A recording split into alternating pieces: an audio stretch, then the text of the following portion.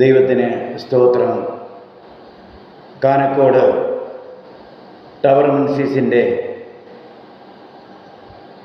ദിവ്യ സന്ദേശം തിരുവചന ധ്യാന പ്രോഗ്രാമിലേക്ക് വീണ്ടും വരുന്ന ക്രിസ്തുയേശുവിൻ്റെ നാമത്തിൽ ഏവരെയും സ്വാഗതം ചെയ്യുന്നു. ഇന്ന് പ്രഭാതത്തിൽ കർത്താവിൽ ആശ്രയിച്ചുകൊണ്ട് ധ്യാനിപ്പാനായി തിരഞ്ഞെടുത്തിരിക്കുന്ന വിശുദ്ധ വേദഭാഗം യിരെമ്യാ പ്രവാചകന്റെ പുസ്തകം 23-ാം അധ്യായം 29-ാമത്തെ വാക്യം. എൻ്റെ വചനം തീ പോലെയും പാറയെ തകർക്കുന്ന ചുറ്റിക പോലെയും അല്ലയോ എന്ന് യഹോവയുടെ അരുളപ്പാട്. ദൈവ വചനത്തിൻ്റെ തീക്ഷ്ണത ദൈവം ഈ തിരുവചനത്തിലൂടെ വെളിപ്പെടുത്തുന്നതായിട്ട് കാണുവാൻ തക്കവണ്ണം സാധിക്കും.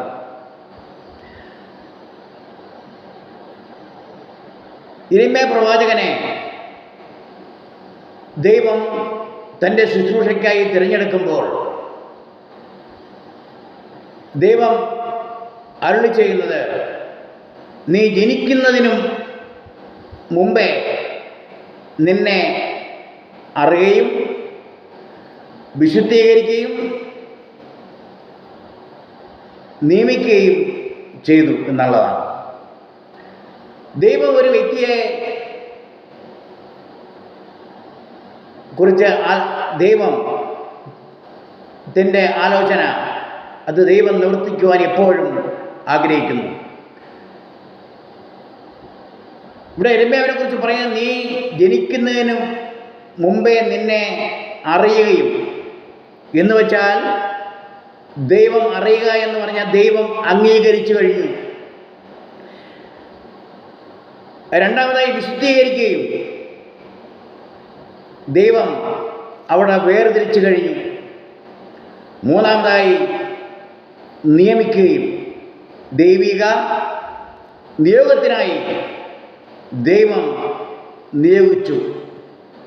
ദൈവത്തിൻ്റെ പദ്ധതി ദൈവത്തിന് ചെയ്തെടുക്കുവാൻ കർത്താവിൻ്റെ സന്നിധിയിൽ പരവേൽപ്പിക്കുന്ന യാതൊരു വ്യക്തിയെയും കുറിച്ച് ദൈവം അറിയുന്നു.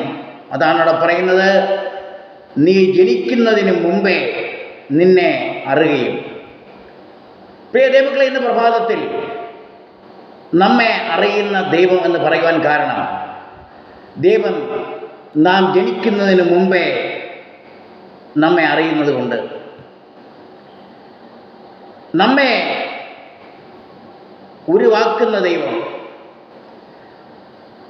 തൻ്റെ പദ്ധതി ഓരോ വ്യക്തികളിലൂടെയും ചെയ്യുവാൻ തക്കവണ്ണം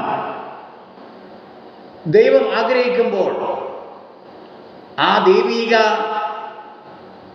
നിയോഗത്തിനായി ഈ ദൈവത്തെ നാമം അംഗീകരിക്കുകയും ദൈവം നമ്മെ വേർതിരിച്ചിരിക്കുന്നുവെന്ന് മനസ്സിലാക്കുകയും ദൈവം നമ്മെ നിയോഗിക്കുകയും ചെയ്യുവാൻ ആഗ്രഹിക്കുന്നു എന്ന് ഉള്ള ആ തിരുവേന സത്യം നമുക്ക് നിഷേധിക്കാവുന്നതല്ല. അതാണ് യിരെമ്യാ പ്രവാചകന്റെ പുസ്തകത്തിൽ തന്നെ 15-ാം അധ്യായം 16-ാം വാക്യത്തിൽ പറയുന്നത്, ഞാൻ നിന്റെ വചനങ്ങളെ കണ്ടെത്തി ഭക്ഷിച്ചിരിക്കുന്നു.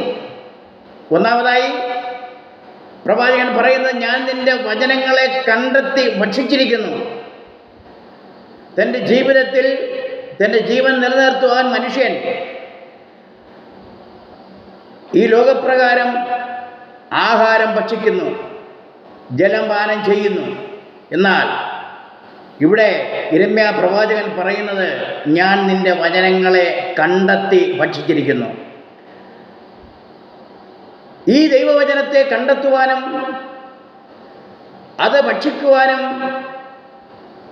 സംഗീതക്കാരൻ പറയുന്നത് പോലെ എൻ്റെ ജീവനേക്കാൾ അത് നല്ലതാകുന്നു എന്ന് തീരുമാനിച്ചുകൊണ്ട് യിരെമ്യാ പ്രവാചകൻ തൻ്റെ ജീവിത അഭിലാഷം ദൈവവചനങ്ങളെ കണ്ടെത്തി ഭക്ഷിച്ചുകൊണ്ട് ദൈവത്തിൻ്റെ സന്നിധിയിൽ തന്നെ താഴ്ത്തി ഏൽപ്പിക്കുന്നത് കാണുവാൻ തക്കവണ്ണം സാധിക്കും. നമ്മുടെ ദൈനംദിന ജീവിതത്തിൽ ദൈവവചനത്തെ കണ്ടെത്തി ഭക്ഷിച്ച് പരിപൂർണ്ണ സംതൃപ്തി പ്രാപിക്കുവാൻ തക്കവണ്ണം സർവശക്തനായ ദൈവം ഈ വചനം ഇന്നത്തെ കുറുവാക്യം പറയുന്നത് പോലെ എൻ്റെ വചനം തീ പോലെയും പാറയെ തകർക്കുന്ന ചുറ്റിക പോലെയും അല്ലയോ എന്ന് യഹോവയുടെ അരുളപ്പാട്. ദൈവവചനം തീ പോലെ. നമുക്കറിയാം, ഒരു സ്വർണം ഉലയിൽ ഉരുക്കുന്ന ഒരു പണിക്കാരൻ ആ സ്വർണത്തിൻ്റെ സകല കീടവും കളയുവാൻ തക്കവണ്ണം അതിനെ തീയിൽ വെച്ച് അതിനെ ഉരുക്കുന്നു. ഉരുക്കി സകല കീടവും കളഞ്ഞ് അതിനെ മേൽത്തരം ഉപയോഗിക്കുവാൻ തക്കവണ്ണം പ്രായോഗികമാക്കുന്ന ഒരു പ്രവൃത്തി ആ പണി ചെയ്യുന്ന ആ പണിക്കാരൻ ചെയ്യുന്നതായിട്ട് കാണുവാൻ തക്കവണ്ണം സാധിക്കും. അതുപോലെ തന്നെ ഇവിടെയും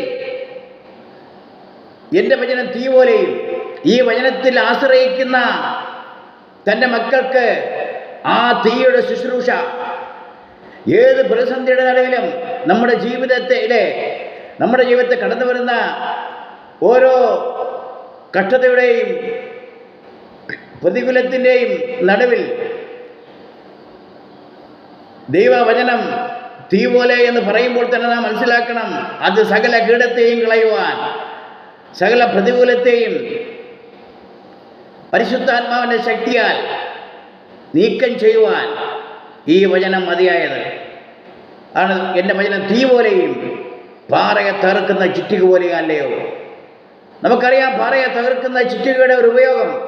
അതുപോലെ തന്നെ ദൈവവേദൻ്റെ ജീവിതത്തിൽ ഞാൻ എൻ്റെ വചനങ്ങളെ കണ്ടെത്തി ഭക്ഷിച്ചിരിക്കുന്നു എന്നുള്ള ഈ തിരുവേന സത്യം നമ്മുടെ ജീവിതത്തിൽ പ്രാവർത്തികമാക്കി നാം കർത്താവിൻ്റെ സന്നിധിയിൽ നമ്മെ തന്നെ മുട്ടുമടക്കുകയാണെങ്കിൽ നമ്മുടെ ജീവിതത്തിനെതിരെ വരുന്ന എല്ലാ കഷ്ടതയുടെ നടുവിലും ഈ തിരുവേന പറയുന്ന പോലെ ശത്രുവിനെ തകർക്കുന്നൊരു ദൈവീക വിടുതൽ